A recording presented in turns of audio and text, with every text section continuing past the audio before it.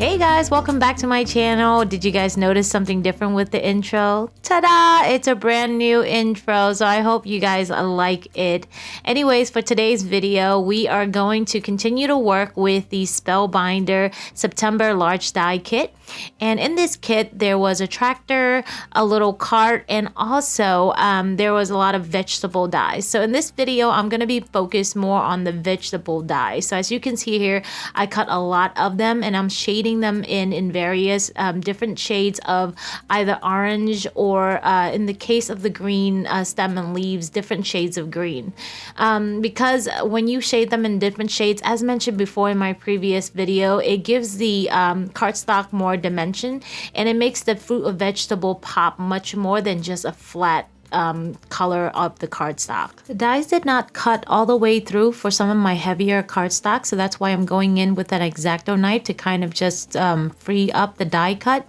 So if you're using a thicker cardstock, I highly recommend using a shimmy just so your image will come out cleanly and you don't have to go in with an X-Acto knife to do what I'm doing here. So once you're done with cutting out the die cuts, you can go ahead and start assembling. And pretty much what I'm doing here is I'm gluing that shiplap-like looking die cut to the metal frame. And I'm doing it in two different colors just to give my cards a difference in look because I plan on using both of them on various cards. And then I went ahead and start putting together the wheel. So in my previous video, I did a golden look, and so this one I'm doing a silver look. Once you glue on the wheels to the wagon, all there's left to do is glue on the handle and you are completed with your wagon. Now that the ink on our vegetable dies are dried, let's go ahead and glue on the vegetable stems. So I have the pumpkin done and then I'm going to glue on the corn. So the corn is a little bit more steps because there are stems involved, and also you have to glue on the corresponding dies to give it that corn in the cob kind of look. And I love these leaf dies for the corn. I feel like it adds such an oomph to the corn itself. I was afraid that when I got it, it was going to be a flat look. But since they have kind of like a layering look to the die, it gave it a lot more dimension than just a flat looking die.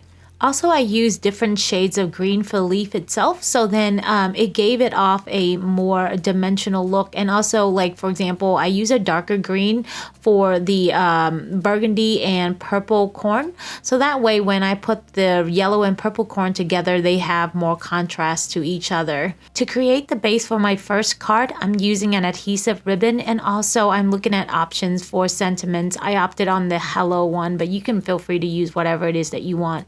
I also use this basket die cut, and this came from the August Spellbinder large die kit.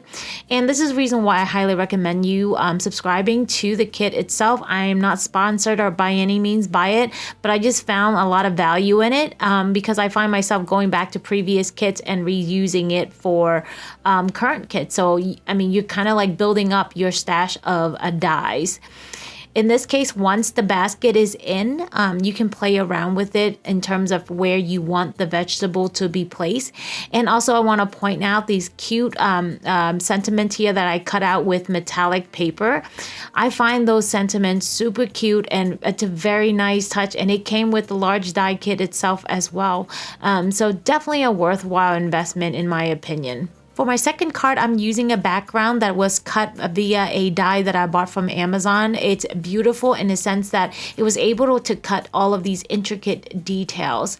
I went in with some clear glue and also a brush to kind of evenly brush out the glue, and then to ensure that all of the details are glued down properly. Then I trimmed the paper to size. To attach the wagon to the base, I use foam tape to basically raise the wagon, and from the raised wagon, I was able to glue in the vegetable die cuts. Again, I'm using the sentiment die cut created from the same die set. I'm using both the purple corn and the regular yellow corn in this card, and it gives it such a nice contrast compared to the other vegetables. So it's not just all orange, you know, it gives it a nice little pop of color. Place your sentiment on the base of the card and your second card is done. So moving on to the third card, I wanted the wagon to look like it's going over hills, so I decided to cut these two wavy cardstock here, and then I'm gonna blend it in with some green just to make it look like it's a grass hill.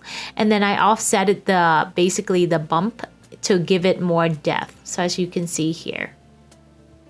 After that, you trim off the excess and then you put on the wagon. Again, I'm using foam tape just to raise the wagon a bit, so when I arrange the vegetables into the wagon itself, it'll look like it's sitting inside of the wagon and the wagon is carrying the vegetables. And the vegetables that are placed outside of the wagon, I use foam tape as well, just so that it'll pop up again since the wagon is raised as well. I added the thankful sentiment that came from the same kit, and I also added a bless sentiment from a die that I bought from Amazon previously. Once the card base is completed, I felt like it was missing something, so I put it double-sided tape on that card base and place it onto another base just to give it more interest. And as you can see here, these are my 3 cards all completed. I hope you have enjoyed my video thus far. If you've enjoyed my content, make sure you hit that like and subscribe button for future content. Have a good one. Thanks for watching.